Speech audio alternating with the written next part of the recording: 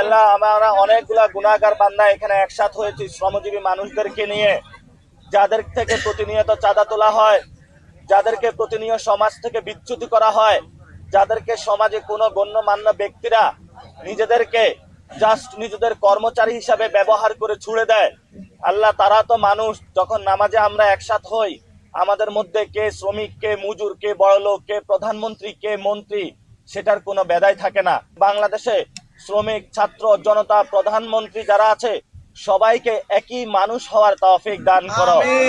আল্লাহ, যাদের মেন্টাল মনোজগতে রয়েছে যে শ্রমিকরা মানুষের মধ্যে নিচু স্তরে থাকবে, তাদের মনোজগৎ তুমি পরিবর্তন করে দাও।